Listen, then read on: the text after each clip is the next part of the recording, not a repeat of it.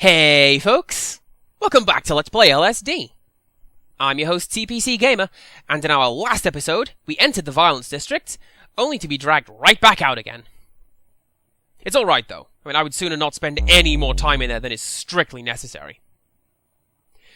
It is day 320, and if I'd been a smart cookie, I would have done one more dream in the last video, because then we'd end on 321. But I am not a smart cookie. That is why we are still here, 87 videos in. And I was considering having this episode just be the one dream, so that we'd end up on 321. But, I don't know, given that we started in the pagoda, I don't think we will. Like, pagoda dreams always tend to be pretty short. As you will likely recall, so I don't know why I said it. Although with that said, we are going to have a pretty short video today, because I have to go to work pretty soon. I kind of don't want to be late, because how on earth would I explain this to my boss? Like, oh, yeah, sorry, boss, making LSD videos for YouTube. No, not that kind of LSD, it's from Japan. No, it's not like... What do you mean, let go? Oh, sweet, more time for LSD. That is basically how I imagine that exchange would go. Probably not, though, because I'm not a chav, and my boss isn't super great at subtlety or joking around. Like, recently, I carried a 5-foot stuffed giraffe to a customer's car, and my boss asked me what on earth I was doing. I said it was just like my last job at the zoo. Shame they fired me for taking my work home. And my boss looks right at me and says, "Oh, I didn't know you worked at the zoo? Man, what was it like? Could you pet the animals?" And then we just had a brief moment of silence. Oh, and what do you know? I didn't even get a chance to move and fall to the floor with that one. The old "you can't beat me because I quit" model. Or the cipher gambit, as I like to call it. Okay, so, random thing I found myself thinking the other day. And this is going to be exceptionally geeky, but I'm going to say it anyway. I think Final Fantasy VI is the best one in the series. Hands down, it is my favourite one. But Final Fantasy IX is the one that I have played and replayed the most. And how in the world do you figure that? And since when could you spawn in front of these doors? I didn't know you could do that. Game, you continue to perplex me. I suppose the Final Fantasy thing is like... Okay, I rank The Suffering as one of my favourite video games, given how much I've played it and replayed it and all the cool junk they hit in there. But it's... like, from a technical standpoint, it is incredibly basic. Aside from one level, it is basically just a corridor. And how long have you had glowing red eyes? And how have I never noticed them before? And I'm going this way into a statue. That is spooky. But yeah, one of my favourite games is not the best game ever made. I just really like it because it's dumb and stupid. And another uncommon spawn point. Weird. Also, I'm still toying with the idea of doing a top 10 video, but you guys can probably guess, given how much I talk about it, how it will go.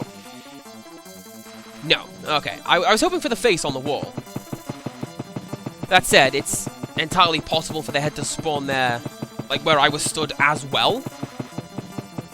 It's a weird model. It has a lot of odd behaviors, and I'm sad that it hasn't shown off.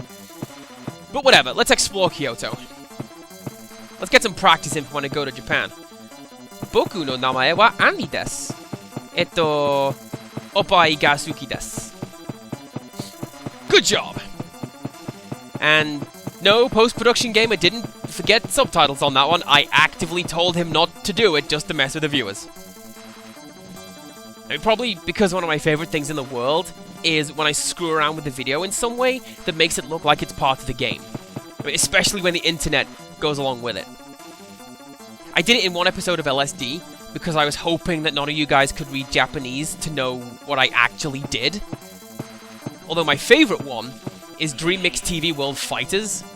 Because if you watch my videos of that, the announcers are fully subtitled, but there's no option for that in the game. I wrote those subtitles and set them up such that they look like they had always been in the video, and people went with it. And I am amazed that it worked, because they... like, the male announcer speaks in a stiff British accent, and the female announcer just screams internet jokes and talks about wrestling. Like, nobody thought that was odd for a Japanese game? He said, playing a Japanese game and watching the pink elephant slowly ascend to the algae heavens. Maybe I'm giving Japanese game developers too much credit. Off to the womb! Oh, and hey! Yeah, that door is slightly askew. I've noticed that plenty of times before now, I just only really thought to properly comment on it now. Oh, and I'm kinda sad that this is the normal texture pack. Because I was just thinking how all the normal texture packs do a good job of, you know, marrying the look of the texture to the sound that it makes, but I don't really count it in the normal texture pack because, well, this sort of stuff all looks like bone and muscle which have the obvious sound effects attached. But you know what? That means I can talk about it some other dang time. Probably not, though. I'm going to put it in my to talk about pile, and then it will drop off the face of the planet. Island to the creepy baby. Isn't that great? Oh, we're back here again. Now, the last time we were here, the game kinda broke. Now, thankfully, it didn't do it in a particularly scary way. Glitches in video games are some of the scariest things to me. And that was mean! LSD, the Dream Emulator. Linking me out just as soon as the world began to stretch. I didn't even move that time. You just dragged me out. Although, hello there, Technical and Penguin. How's it going? I looked you up on the LSD wiki, and apparently you are meant to be here. But it doesn't mention anything about your weird pathing or refusal to acknowledge in-game geometry, but hey, at least I know my game isn't broken. Okay, are you moving at random? Is that what this is? Because you don't seem to have any sort of approach or flee AI. Not that this game applies either of those to any of its models. You just march into the beat of your own drum. Keep going, man. Give me some good footage for the wiki. I want to show some clear shots and— oh no! Oh man, that sucks. See, I'd watch a lot more nature documentaries and stuff if it was all like that. Tie-dye nature in the middle of wacky cartoon limbo. Now then. Okay, I think I have time for one last dream. So hopefully this isn't going to be one of those 15-minute marathons, or I'm going to need to run to work. With a piece of toast in my mouth, like in one of my Japanese animes. Oh, neat! The problem is solved. You know, I wonder why the game does that.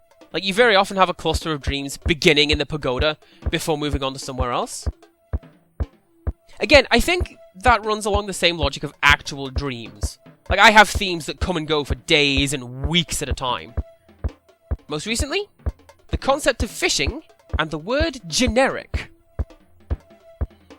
Yeah, your guess is as good as mine with that one. I mean, I say that's how it is for dream logic. I don't know. I only have myself as a basis for this study, and that is a really bad subject example, you know? Lousy, stupid world existing outside of myself. Where do you even get off? Oh, and speaking of things in the dreams coming and going, the demon just off the balcony has not shown up for a while. Okay, I shall look to La Luna and see where things go from here. Oh, it's Happy Town again! Hopefully Penguin Town. Well, Ferris Wheel Town is a good second place. So I'm going to explore. Is the Ferris wheel even here? No, it is not. Excellent. No, but the dream ended anyway. So that's... oh, new square! Nice. Alright, calling it and going to work. Join us next time for some more of this, and until next time, goodbye!